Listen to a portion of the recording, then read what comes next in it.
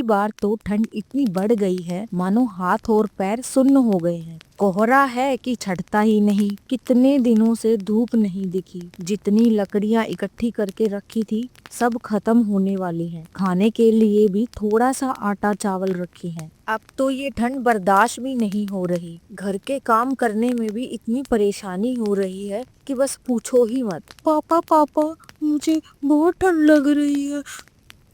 गांव में सभी के पास मोटे कपड़े हैं और उनके घर में तो गर्म करने वाला हीटर भी है। हमारे घर में क्यों नहीं है? ले आऊंगा बेटा, जरूर लेकर आऊंगा। देखना, हमारे घर उन सब से अच्छा हीटर होगा। कहाँ से लेकर आओगे? क्यों बच्चे को झूठा दिलासा दे रहे हो? बताते क्यों नहीं? लकड़ियाँ तक नहीं है घर में तो हीटर कहाँ से आएगा? क्या करूं गायत्री, आजकल हाथ के बुने शॉल और मोजे कोई नहीं खरीदता। इसमें मेरी कोई गलती थोड़ी ना है। पापा, मैं भी आपके साथ चलूं? नहीं बेटा, बहुत ज्यादा ठंड है। इस कड़कड़ाती ठंड में तू बीमार हो जाएगा। नहीं पापा, मुझे आपके साथ जाना है। ले जाओ ना, जब इतनी जिद कर रहा है तो। ठीक है, ले जाऊंगा। अगर ठंड लगी या बीमार हुआ तो मुझे मत बोलना फिर। ठीक है बेटा, चल। मोजे ले लो, मोजे। गर्माहट भरे शॉल भी ले लो। आओ आओ, जल्दी ले लो। ठंड में ठिठुरते हुए एक छोटा बच्चा शॉल और मोजे बेच रहा है, पर कोई उनकी तरफ देखता भी नहीं। सोनू और बिरजू उदास हो जाते हैं। बेटा सोनू, चलो, दिन भी ढलने लगा है। इन बर्फीली हवाओं की वजह से पूरे बदन में सुइयां चुभ रही हैं और हमें जंगल से होते हुए घर जाना है। ज्यादा देर हुई तो बहुत परेशानी होगी। पर पापा, हमारा तो कोई भी सामान नहीं बिका। बिरजू और सोनू जंगल के रास्ते होते हुए घर जाते हैं। तभी उन्हें किसी के कराहने की आवाज आती है।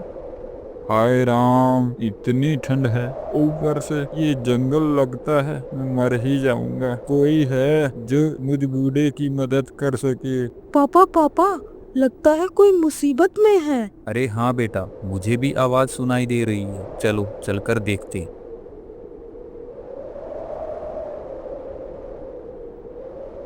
अरे बूढ़े बाबा, क्या हुआ? कोई परेशानी है क्या आपको?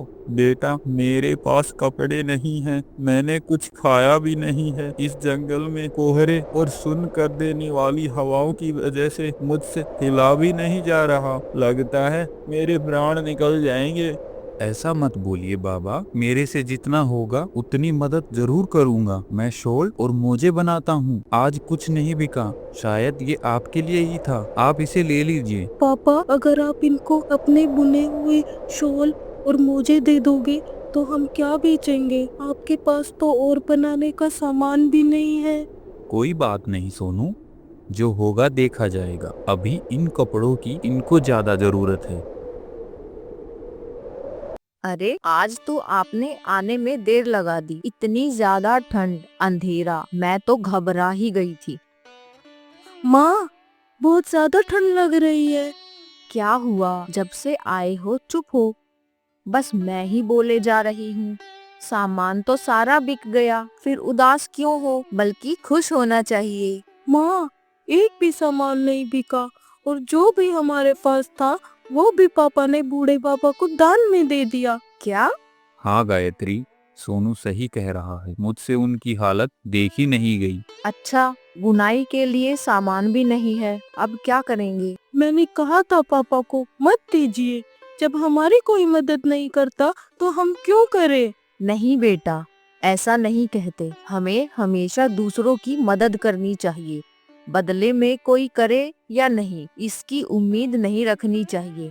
बेटा, अगर सभी लोग ऐसा सोचेंगे तो हमें और औरों में फर्क क्या रह जाएगा? माँ, कुछ खाने का है क्या? पेट में चूहे दौड़ रहे हैं और बहुत ठंड भी लग रही है माँ। ले बेटा, पानी पी ले। थोड़ी देर में खाना देती हूँ, तब तक आराम कर ले।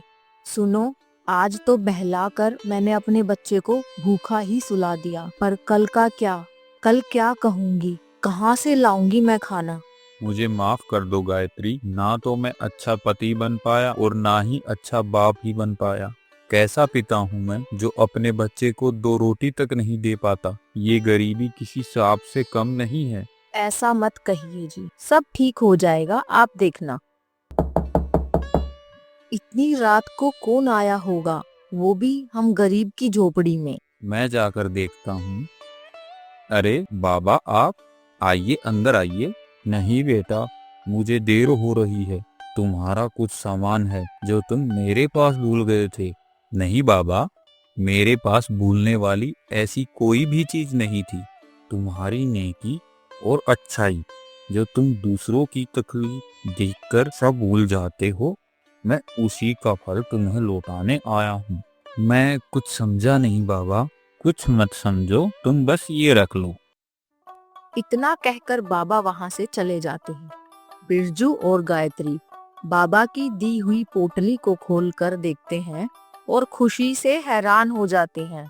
इतना सब कुछ, वो भी इस एक पोटली में, ये तो किसी चमत्कार से कम नहीं है। हाँ गायत्री, हमारी मजबूरी में भगवान ने बाबा के रूप में हमारी मदद की है।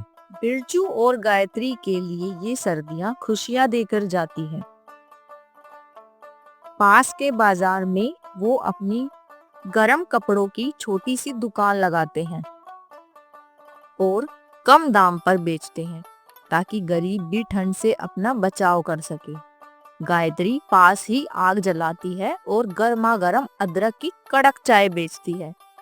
बाजार में आने वाले लोग और सभी दुकानदार भी चूल्हे की जलती आग से थोड़ी गर्माहट और चाय के मजे लेते हैं। इन सर्दी आप भी किसी जरूरतमंद की मदद करना ना भूलें और गर्मा गर्म चाय भी। हमारे चैनल को सब्सक्राइब करें और वीडियो को लाइक करें।